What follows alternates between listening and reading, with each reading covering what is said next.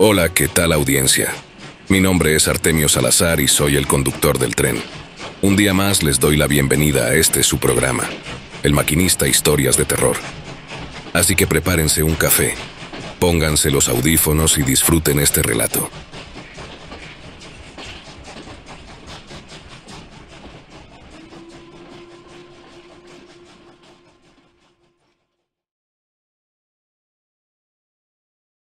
Me llamo Alonso Mejía y fui amigo de Jacobo Greenberg durante más de 20 años.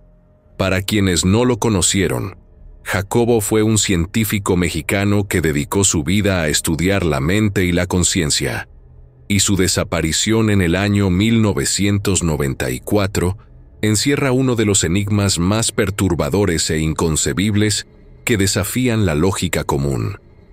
Para algunos era un genio, para otros un charlatán, pero quienes lo tratamos de cerca sabíamos que había algo en él que no podía explicarse de forma común. Tenía una mirada distinta, como si siempre estuviera viendo más allá de lo evidente, como si en su cabeza habitara un mundo más ancho que el nuestro. Con Jacobo compartí muchas veladas, pláticas largas que comenzaban con un café o con unas copas y que, sin darme cuenta, acababan convirtiéndose en pequeñas clases privadas de lo que él pensaba sobre la vida, el universo y lo que había detrás de todo. No hablaba con arrogancia, ni buscaba presumir. Tenía esa calma que da la certeza de haber visto algo que otros no. Y lo curioso es que, aunque decía cosas que sonaban disparatadas, siempre encontraba la forma de explicarlas con ejemplos tan simples que uno terminaba entendiendo, aunque no quisiera. Una de esas noches, ya medio entrados en tragos, me soltó una idea que en su momento me pareció de lo más perturbadora y hasta ridícula. Decía que vivimos en el cerebro de un ser colosal, un monstruo de proporciones bíblicas, tan grande que ni siquiera podemos imaginarlo. Me acuerdo perfecto de sus palabras. El universo no está vacío, Alonso. El universo es un cerebro. Cada estrella, cada planeta, cada galaxia funciona conectadas como las neuronas y las células de nuestro propio cuerpo. Y nosotros, aunque no lo queramos ver, estamos dentro de esa mente. Yo lo escuchaba y me reía. Le decía que ya estaba mezclando la ciencia con la fantasía, que parecía más un cuento de ciencia ficción que una teoría seria. Pero él no se inmutaba. Tomaba un sorbo de vino y continuaba. Así como nosotros convivimos con millones de seres, este monstruo debe convivir con otros como él, en un plano que no podemos concebir. No lo vemos, porque somos demasiado pequeños. Somos apenas un chispazo en una neurona de su mente. En aquel momento no le di importancia, pero hace poco, cuando leí que los astrónomos habían descubierto que las galaxias están unidas por filamentos invisibles, formando una red inmensa que conecta el espacio como si fuera un tejido nervioso, sentí un escalofrío. Esa imagen era exactamente lo que Jacobo me había descrito años atrás. No podía creerlo, y es ahí donde comenzó mi miedo, porque una cosa es escuchar a un amigo hablar de teorías raras y reírse con él, y otra muy distinta es que, de pronto, la ciencia lo confirme. Me asusta y me deprime pensarlo. Primero, porque Jacobo siempre tuvo razón y yo lo ignoraba. Hasta cierto punto me burlaba de lo que él decía. Y segundo, porque temo que lo demás que me contó también sea verdad. Cosas aún más inquietantes que en su momento preferí dejar pasar. Y si todo eso era cierto, ¿qué más sabía Jacobo? ¿Qué más vio antes de desaparecer? Nunca olvidaré ese noviembre de 1994, justo antes de su cumpleaños número 48. Ese mes, Jacobo empezó a comportarse de manera muy extraña, de una forma que me asustaba. Me llamaba por las noches, a cualquier hora, y si no contestaba, al poco rato aparecía en mi casa, sudoroso, con la camisa pegada al cuerpo, los ojos enrojecidos, como si hubiera estado llorando o sin dormir en días. Decía temblando que algo lo estaba ocupando, como si un ser invisible hubiera tomado asiento en su mente, y lo usara para mostrarle escenas que él no podía controlar ni detener. Lo que relataba era inquietante. No hablaba de sueños ni de alucinaciones. Lo narraba con la seriedad de quien está describiendo algo que ocurre en ese mismo instante frente a sus ojos. Me contaba sobre ciudades antiguas que, según él, habían sido tragadas por la tierra y borradas de la historia, de epidemias que nunca llegaron a registrarse en los libros, de pueblos enteros que desaparecieron sin dejar rastro.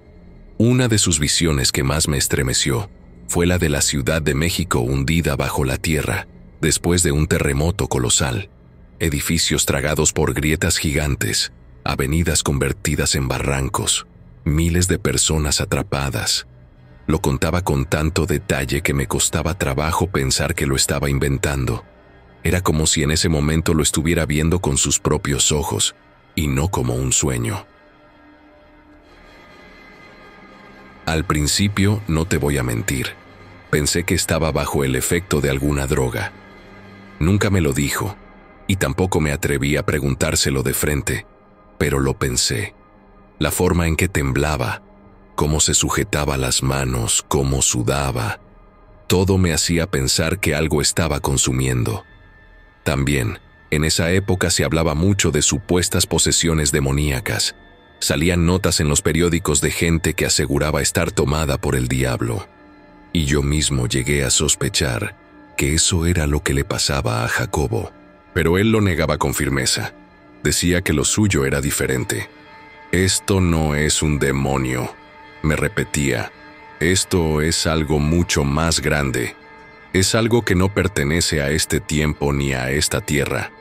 Una noche me llamó y me rogó que fuera a verlo. Me dio una dirección lejana, un sitio apartado, como si estuviera evitando cualquier contacto con la gente. Cuando llegué, supuse que ya no estaba viviendo con su esposa. No sé si la estaba protegiendo o si simplemente se había distanciado. Nunca tuve el valor de preguntarle cómo hacerlo, cómo interrogar a alguien que a todas luces parecía estar perdiendo la cordura, pero al mismo tiempo hablaba con una convicción que daba miedo. Lo primero que vi al llegar me dejó helado. Los árboles alrededor de la casa estaban forrados de papel aluminio, cada tronco y cada rama envueltos con una precisión casi obsesiva. Las ventanas no tenían cortinas normales. En su lugar, Jacobo había colgado pliegos de aluminio, como si quisiera encerrar el lugar dentro de una armadura plateada. El brillo metálico bajo la luz de la luna hacía que todo se viera extraño, como si hubiera entrado en un espacio que no pertenecía del todo a este mundo. No pregunté nada, ni siquiera podía. Mi silencio lo delató, y Jacobo lo notó. Me miró con esa expresión suya, medio cansada y medio furiosa, y murmuró: «De esa forma se le dificulta más meterse en mi mente». Lo dijo seguro, que me hizo sentir miedo de él. No sonaba como un hombre paranoico inventando cosas.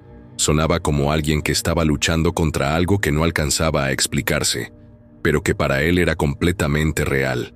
Y lo peor de todo es que, por primera vez, yo también lo sentí.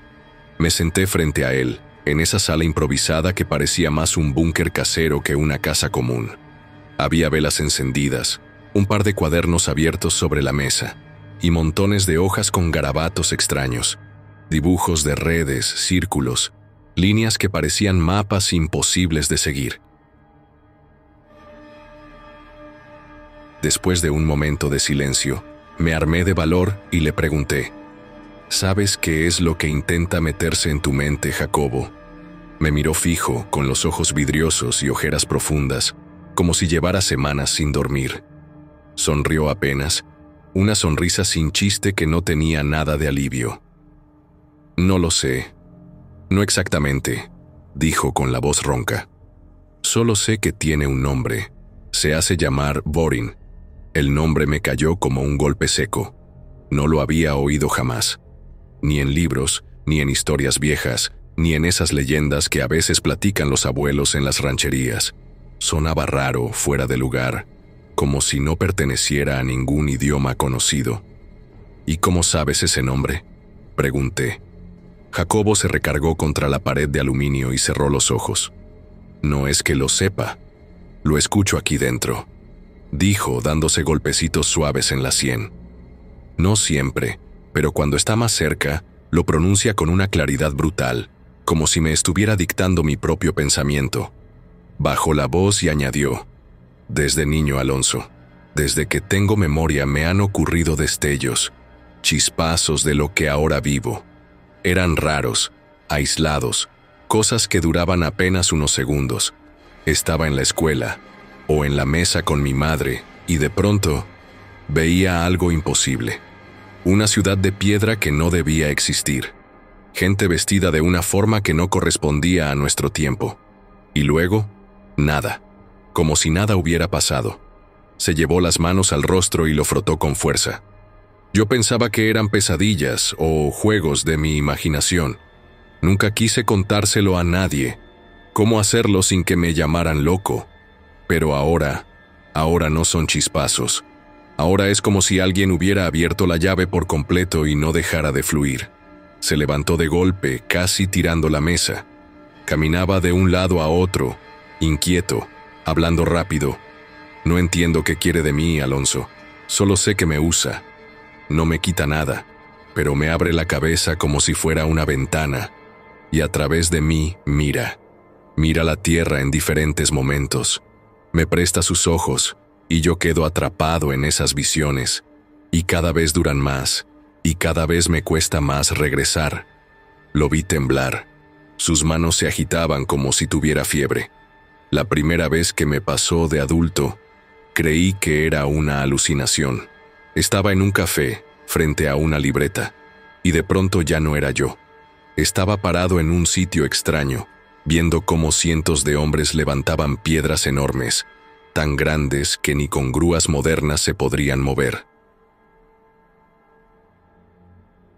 Eran muros interminables, y sus rostros eran de una concentración feroz.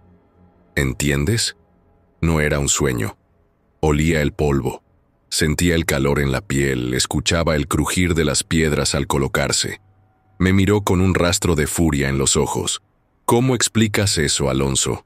¿Cómo explicas que después, cuando busqué, encontré ruinas que se parecían exactamente a lo que vi?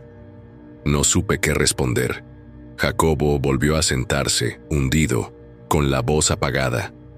Borin no siempre me muestra cosas del pasado. A veces me enseña lo que viene, y eso es lo peor, Alonso, porque no tengo cómo comprobarlo. Solo me queda el miedo, la duda. ¿Qué hago con imágenes de una ciudad devorada por la tierra, con calles retorcidas como si fueran de papel? ¿Qué hago con eso? Guardó silencio un momento y después soltó un suspiro pesado. Lo vi quebrarse por un instante. Jacobo Grinberg, el hombre brillante que tantas veces me habló de ciencia y conciencia, estaba ahí frente a mí con la voz de un niño asustado. Entonces, en un murmullo, como si apenas se atreviera a decirlo, añadió: ¿y si nunca fui yo, Alonso? ¿Y si desde el principio él me fue preparando? ¿Y si mi vida entera no fue más que un ensayo para esto? No supe qué contestar. Traté de animarlo, aunque a mi parecer fue en vano, y luego me retiré del sitio, no sin antes prometerle que regresaría a verlo. Posteriormente nos mantuvimos en contacto por teléfono casi todos los días. Jacobo ya no comía como antes. Me decía que cualquier comida, especialmente los carbohidratos, prolongaba las visiones y que no podía permitirse prolongarlas. Su voz estaba cansada, temblorosa, a veces tan apagada que me obligaba a prestarle más atención, tratando de captar cada palabra, cada cambio de tono. Podía notar su agitación incluso por el ritmo de la respiración, las pausas inesperadas, los momentos en que parecía escuchar algo que yo no podía oír. Al principio nuestras conversaciones eran largas, intentando mantener algo de normalidad. Yo le preguntaba por su salud, su trabajo, su familia, y él respondía con palabras medidas, breves. A veces se interrumpía en medio de una frase, callaba varios segundos, y luego decía algo que me hacía estremecer. No me hablaba a mí, sino a alguien que yo no podía escuchar. Su voz cambiaba, se volvía áspera, casi metálica. y en ocasiones gritaba contestándose a sí mismo. Era como si una persona completamente distinta se apoderara de él por unos segundos. Alonso, dijo un día, no puedo comer ahora de plano nada. He bajado 23 kilos en 2 semanas. Cada vez que pruebo algo, todo se vuelve confuso, más largo. Las visiones se extienden y no puedo manejarlas. Jacobo, tienes que alimentarte, por favor. No puedes sostenerte así, le insistí. Al menos un poco. No, no puedo, respondió, firme, sin miramientos. Si lo hago, se prolonga. Cada vez dura más, y ya no sé quién soy. Ese fue uno de los momentos en que sentí que estaba por perderlo. Hablaba con convicción absoluta de algo que yo no podía ver, y eso me hacía sentir impotente. Un día, platicando con él mientras me contaba con un poco de entusiasmo cómo alimentaba a su loro Panchito, me gritó, «No puedes detenerlo, no entiendes». Y al instante, fue como si haya regresado en sí y temblando me dijo, «Alonso, él, Borin, habla a través de mí, no puedo controlarlo». Intenté comprender, evitaba hablarle de su estado, pero él solo quería hablar de ello. Me dijo que desde niño había tenido destellos, fragmentos breves de lo que le ocurre ahora. Antes creía que eran pesadillas, momentos aislados que desaparecían al despertar, solo recuerdos fragmentados que se mezclaban con sueños. Pero ahora no hay sueños, solo Borin, y nada de lo que pasa puede ignorarse. Me contó que Borin lo hacía ver cosas imposibles, ciudades antiguas y hundidas, templos colosales, paisajes que no deberían existir, criaturas que parecían órganos vivos fuera de cualquier clasificación. Cada visión era intensa, rápida, y él no podía apartar la mirada. «Alonso», me dijo un día con la voz llorando, «Borin me pidió algo que no puedo entender del todo. Me pidió un bisturí. Quería que hiciera la autopsia de un pájaro muerto. No cualquier pájaro, uno específico. Quería que se lo hiciera a Panchito. Me dijo que me quería mostrar un órgano sensorial que tienen las aves y nosotros no.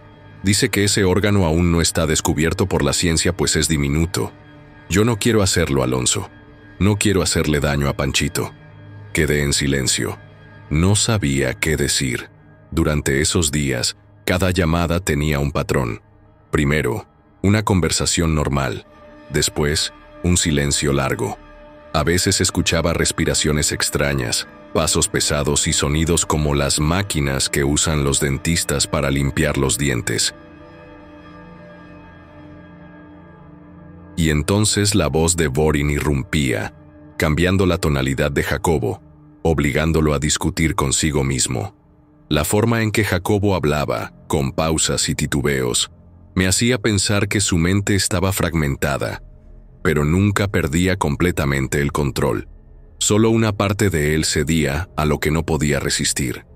Jacobo me dijo que su cuerpo estaba empezando a sentir los efectos físicos de no comer. Flacidez, fatiga, desorientación. No podía retener energía suficiente para sostenerse, pero cualquier intento de ingerir comida alargaría las visiones. 2 días antes de su desaparición tuve con él el último contacto. Fue el más aterrador. Era pasada la medianoche cuando sonó mi teléfono. La voz de Jacobo sonaba más urgente que nunca. «Alonso, tienes que venir. Es importante. No puedo esperar», dijo entrecortado. «Por favor, ven», no lo pensé. Tomé el coche y conduje hacia su casa en silencio, con el corazón latiendo rápido. Cuando llegué, todo estaba como lo había dejado en la última visita. Cortinas de papel aluminio, luces bajas y un silencio sepulcral. Pero en el centro de la sala, algo me heló la sangre. Jacobo estaba sentado en una especie de silla de fuerza que él mismo había armado. No dejaba de pellizcarse las mejillas una y otra vez. «Jacobo, por favor, deja de hacer eso», dije. «Alonso», murmuró, sin levantar la vista. «Antes de cada posesión siento una araña». caminando por la mejilla. No puedo detenerlo. Él se acerca. Asegúrame a la silla, por favor, quiero que lo veas. En un principio me negué, pero me lo pidió airadamente. Comenzó a pellizcarse todo el rostro con frenesí, y fue cuando supe que debía hacerlo. Mis manos temblaban mientras aseguraba sus pies y sus manos a la silla. No era que desconfiara de él, sino que algo me decía que lo que iba a ocurrir no iba a ser como cualquier otra cosa que habíamos vivido. Entonces, empezó. Jacobo se quedó quieto, rígido, y su respiración cambió. Primero suave, luego profunda, con un ritmo que parecía sincronizarse con algo invisible. Su cuerpo comenzó a temblar y su voz cambió gradualmente. No era él quien hablaba, era Vorin. La primera frase me dejó paralizado. Alonso, soy Vorin, dijo con un tono que combinaba lo humano con lo extraño. Gracias por permitir la comunicación. ¿Qué eres?, pregunté, intentando mantener la calma. Soy lo que Jacobo ve cuando su conciencia no basta, respondió. Estoy presente desde antes de que el tiempo que conoces existiera. ¿Por qué a Jacobo?, insistí. ¿Por qué lo eligió? No lo elegí. Lo encontró útil. Su mente es capaz de percibir lo que otras no pueden. Las visiones requieren ojos que no duermen, oídos que escuchan lo imposible. Él es uno de esos. ¿Qué quieres de él?, dije con voz firme. ¿Qué pretendes? Aprender, contestó con calma. Explorar, registrar y mostrar. Lo que él percibe, lo que yo observo, es parte de una red más grande, algo que tú solo rozas con la imaginación. Mi corazón se aceleró. Los ojos de Jacobo se tornaron amarillos y su piel empezó a agrietarse, adquiriendo un tono verdoso que me hizo retroceder. La idea de hablar con un ser que usaba el cuerpo de mi amigo era aterradora, pero no podía apartarme. ¿Dónde estás?, pregunté. ¿Dónde existe Vorin? No en tu mundo, ni en tu tiempo, dijo con una precisión que helaba. ¿Qué ves a través de Jacobo?, pregunté queriendo entender, aunque temiera la respuesta. Todo y nada, contestó. Veo lo que fue, lo que será, y lo que nunca debió ser. Sus recuerdos, tus recuerdos, los recuerdos de planetas que ya no existen. ¿Es consciente Jacobo de lo que hace? A veces, dijo, cuando no hablo a través de él queda solo. Percibe fragmentos, vislumbres. Pero cuando hablo, su mente no es la mía. Él escucha, siente, pero no controla.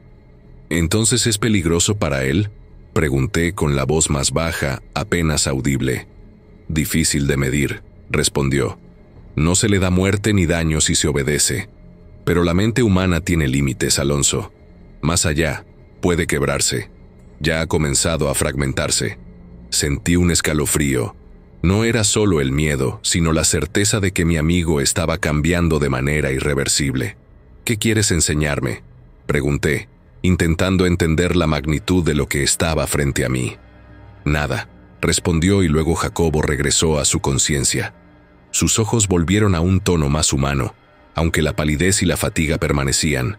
Se movió lentamente, como despertando de un trance profundo, y su respiración volvió a un ritmo normal.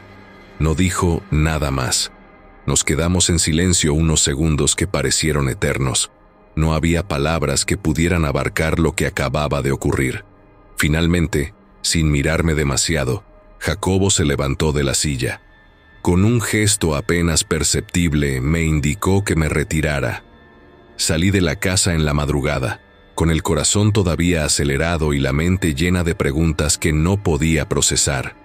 Conduje de regreso a mi casa en silencio, sin atreverme a encender la radio, ni decir una palabra en voz alta. Era como si no estuviera conmigo mismo, ausente. Después de aquel día nunca volví a saber de él. Llamadas sin respuesta, casas vacías, rumores que se desvanecían. Jacobo desapareció como había vivido esos últimos días, entre la realidad y algo imposible de comprender. y lo que había visto y oído esa noche permaneció conmigo, un recuerdo que ninguna explicación podía borrar.